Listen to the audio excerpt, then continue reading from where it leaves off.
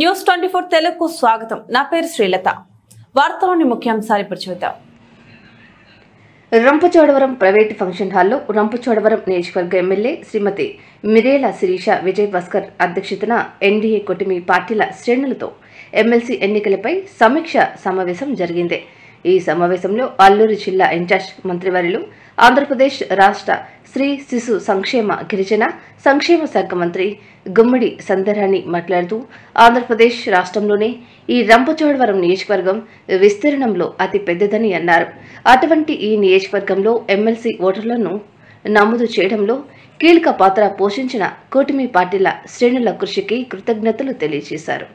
YCP ప్రభుత్వం అధికారంలో ఉన్న సమయంలో టీచర్ ఎమ్మెల్సీ ఎన్నికల్లో, పట్టుభద్రులు ఎన్నికల్లో 4 ఎమ్మెల్సీలను కైవసం చేసుకున్న విషయాన్ని గుర్తు చేసి, ఈ ఎన్నికల్లో కూడా అందరూ సమిష్టిగా కష్టపడి రాజశేఖరం గెలుపుకు కృషి చేయాలని ఆమె అన్నారు.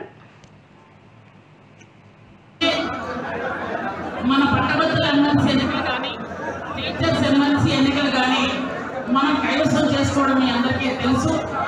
కాబట్టి ఈరోజు చంద్రబాబు నాయుడు గారి అద్భుతమైన పరిపాలనలో కూటమి నాయకులు, ఒక పక్క పవన్ కళ్యాణ్ గారు అయితేనేమి, కేంద్రంలో మోడీ గారు అయితేనేమి, ఆంధ్రప్రదేశ్కు సరైన సముచిత స్థానం ఇవ్వడం వల్ల ఈరోజు అందరూ కూడా కూటమి ప్రభుత్వంలో ఉన్నటువంటి అభ్యర్థిని గెలిపించాలనే ఉద్దేశంతో, ముఖ్యంగా ఈరోజు పట్టభద్రులు అనగానే అందరూ చాలా తెలివైన వాళ్ళు, విజ్ఞులు.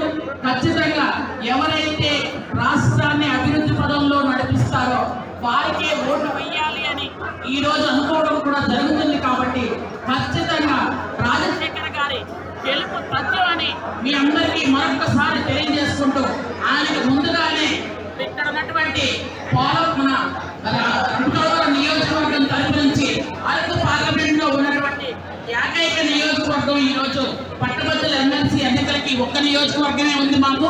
కాబట్టి మేమందరం కూడా కష్టపడి ఖచ్చితంగా గెలిపిస్తామని మీకు తెలియజేస్తున్నాం.